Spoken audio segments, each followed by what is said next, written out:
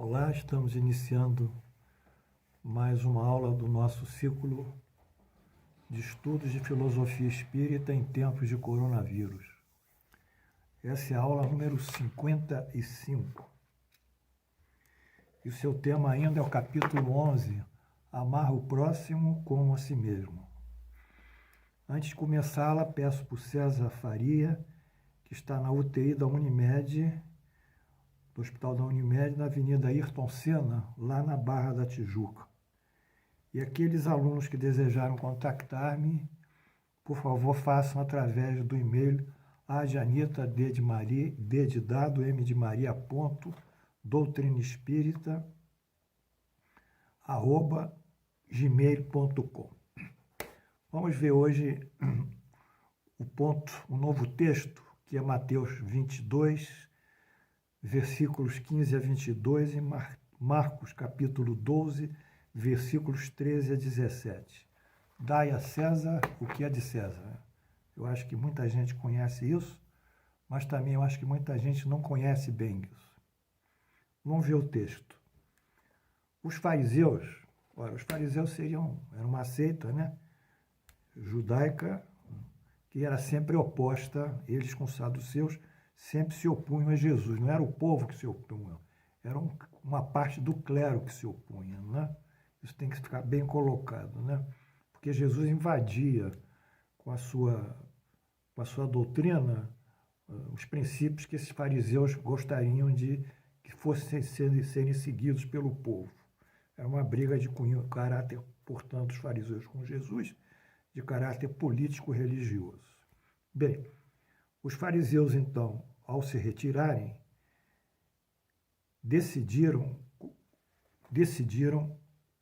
deliberaram comprometê-lo no que ele falasse, quer dizer, queriam botar Jesus em contradição.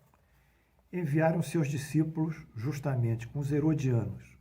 Herodianos eram judeus que seguiam Herodes, o grande governador romano, eram partidários do governo romano na Palestina, que lhe disseram, quer dizer, os discípulos dos fariseus e os herodianos: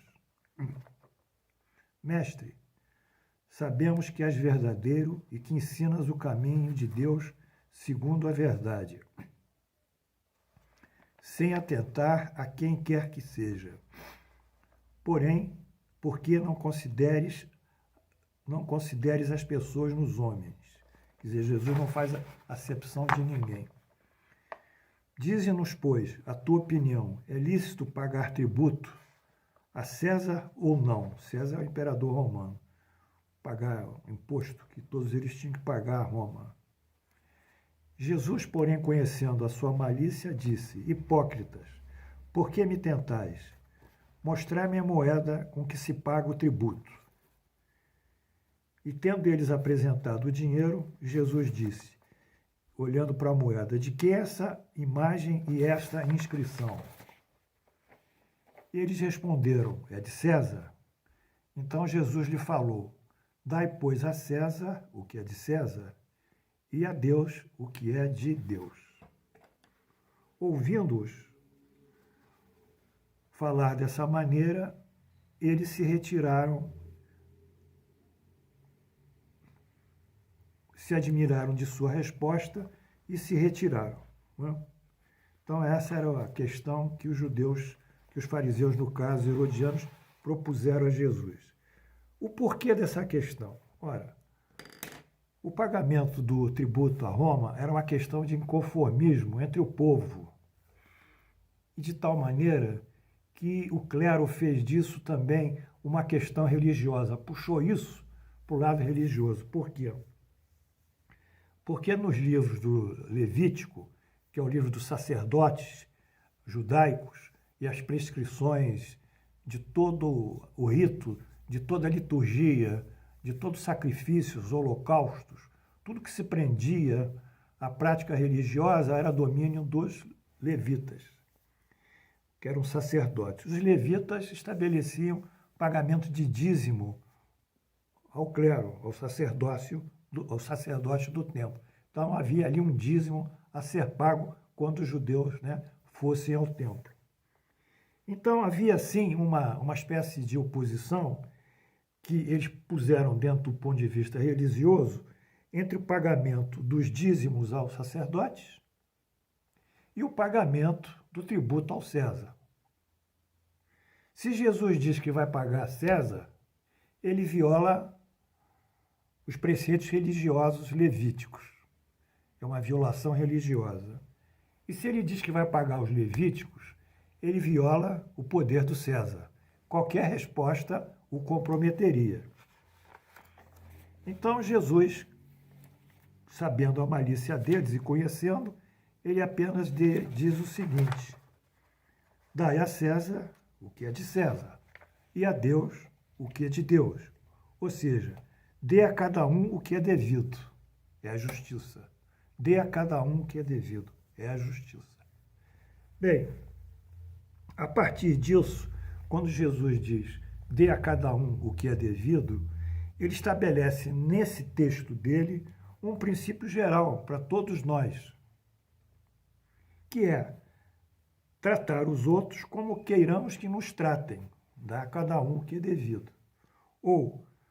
E prescrever o respeito aos direitos dos outros, ou de cada um, como nós queremos que os nossos direitos sejam respeitados. Então, eis aí a posição de Jesus, colocando mais uma vez os direitos e o respeito aos direitos do próximo. Bem, a sublimitude dessas palavras de Jesus, nesse ponto aqui tão interessante, que saiu mais uma vez o respeito aos direitos do próximo, o tratar o próximo como nós quereríamos que nós fôssemos tratados, a beleza, a lógica, a profunda sabedoria de Jesus se expressa aqui, como consta do nosso Evangelho, consta do nosso Livro dos Espíritos, edição da CELD, Rio de Janeiro, 2017, que é a questão 876. Ele diz o seguinte: a sublimidade das palavras do Cristo foi o de tomar o direito pessoal, o direito do indivíduo, como base do direito do próximo. Olha que coisa incrível.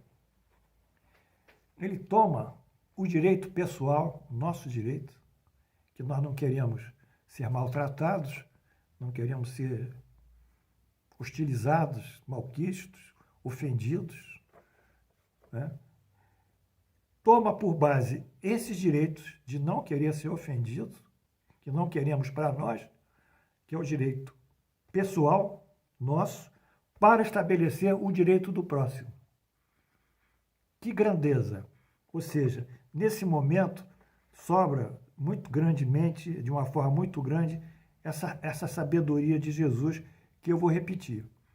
A sublimidade das palavras do Cristo foi a de tomar o direito pessoal do indivíduo como base do direito ao próximo. E, de uma certa forma, o direito ao próximo e vai às leis estabelecidas pela sociedade relativamente aos direitos de cada um.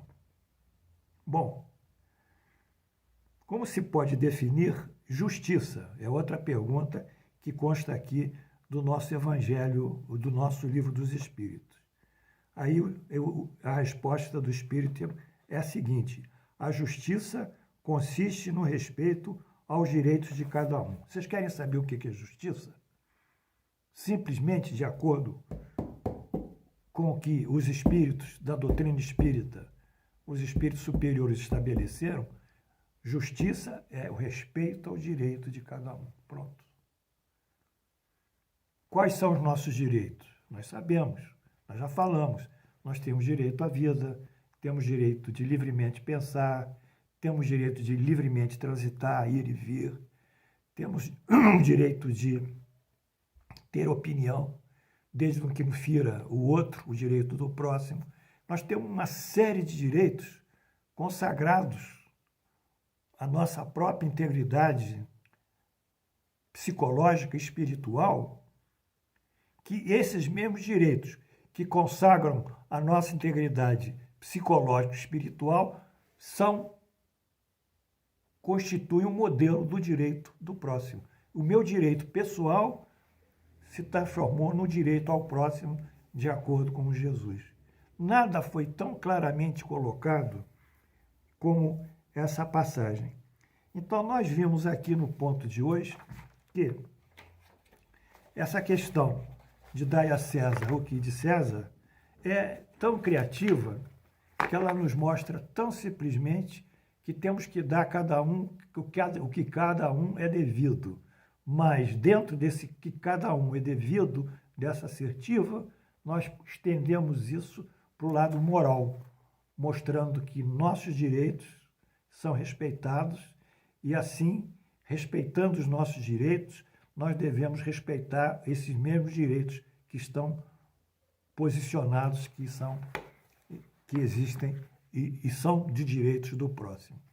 Então, essa aqui é a nossa última aula, referente ao capítulo 11, amar ao próximo como a si mesmo. Porém, ainda tem um pequeno tempo que eu só queria dizer o seguinte: essa moeda também, embora Allan Kardec não colocou aqui nos seus comentários, eu queria fazer um comentário pessoal. A moeda, o denário lá, o dinheiro, que pode ser essa borracha, ele tem esse lado aqui que é de César e tem esse lado aqui que é de Deus. Direito de César e direito de Deus. Mas todo direito corresponde a um dever. Né? Eu tenho o direito de viver, mas eu tenho o dever de respeitar o direito de viver do outro. Eu tenho direito à minha integridade psicológica e espiritual, ou praticar a minha religião, mas eu tenho o dever de respeitar a integridade psicológica, espiritual e a religião do próximo. Bem, então é nessa balança, direitos e deveres, que a sociedade se equilibra. Não se iludam, não se iludam. Quando os deveres só são exigidos, ou quando os direitos só são exigidos, sem a correlação, o equilíbrio entre essas duas partes, a sociedade realmente entra num clima de desarmonia. E é isso que hoje nós vemos na sociedade brasileira e, por extensão, em todo o mundo, em que as pessoas se arvoram mais nos seus direitos e muito menos nos seus deveres. Porém, como tudo que nós estamos falando deflui de lei divina, deflui da justiça divina, deflui da lei da causa e efeito, estabelece-se através do nosso livre-arbítrio, em que nós fazemos as escolhas dos direitos, dos deveres, do respeito ou do desrespeito, como tudo isso está amarrado à lei divina, tal como Jesus disse a Pedro: guarda-te, Pedro, que tudo que amarrares aqui estará amarrado no céu, já estará sido amarrado no céu. E tudo que desamarrares aqui já terá sido desamarrado no céu. Ou seja, esse equilíbrio que rege a vida e esses desequilíbrios que a sociedade apresenta, eles fatalmente terão que ser equilibrados, porque isso é da lei de Deus. E a lei de Deus estabelece isso. Então vamos ser otimistas, vamos confiar que Deus está agindo aqui nesse ponto, como Jesus nos mostrou, e vamos trabalhar sempre nessa tônica de amar ao próximo no sentido de respeitar tudo que nele deve ser respeitado, como nós queremos que nos respeite. Muito bem, amanhã nós voltaremos com outro ponto, já no capítulo 12, é um capítulo muito complicado, amai os vossos inimigos.